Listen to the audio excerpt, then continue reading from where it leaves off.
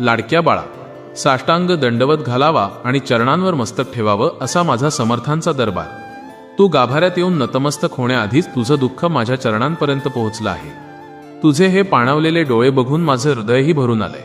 आज जगासाठी नाही तर तुझ्या या पाठीशी असणाऱ्या स्वामींसाठी हे बोलणं मनापासून ऐक. कारण आज मी स्वतः तुझ्याशी संवाद साधायला आलोय. मला माहितीये तू खूप थकलास. एक काळ असा होता जेव्हा एका भक्ताने आपलं सर्वस्व माझ्या चरणी अर्पण केलं होतं.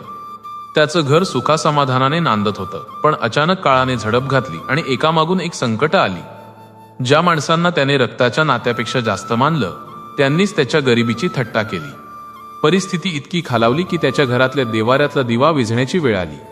तो भक्त माझ्या मूर्तीसमोर उभा राहिला आणि ढसाढसा रडत ओरडला, स्वामी, तुम्ही तर समर्थ आहात ना? मग तुमच्या लेकरावर ही वेळ का? माझे अश्रू तुम्हाला का दिसत नाहीत? त्या रात्री तो निराश होऊन नदीकाठी बसला होता. त्याला वाटलं आता कोणीच नाही, आता सगळं संपलं. पण त्याच वेळी एका वृद्ध वारकऱ्याच्या रूपाने मी त्याच्या जवळ गेलो. त्याच्या खांद्यावर मायेने हात ठेवला आणि विचारलं, बाळा, तू सगळं हरवलंय म्हणतोस, मग माझ्यावरचा विश्वास कुठे हरवला? त्या एका वाक्याने त्याच्या अंगावर शहारा आला. त्याने मागे वळून बघितलं तर तिथे कोणीच नव्हतं. तिथे फक्त वाळूवर उमटलेली माझी पावलं होती. बाळा, तू सुद्धा आज त्याच वळणावर उभा आहेस ना? तुला वाटतंय तुझे स्वामी शांत आहेत? अरे, मी शांत नाही, मी तुझी ढाल बनून तुझ्यासमोर उभा आहे. तुझ्या नशिबात जे मोठं दुःख लिहिलं होतं त्याचा वेग मी माझ्या अंगावर घेऊन कमी केलाय.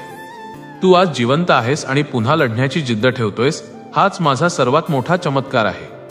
जे गेलंय त्याचं दुःख करू नकोस, कारण जे मी तुला भविष्यात देणार आहे याची तू कल्पनाही करू शकत नाहीस. फक्त संयम ठेव आणि माझं बोट सोडू नकोस.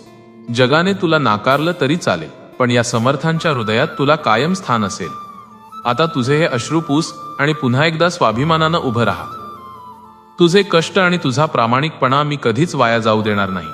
हा शब्द आहे तुझ्या स्वामींचा. यश तुझी वाट पाहत आहे.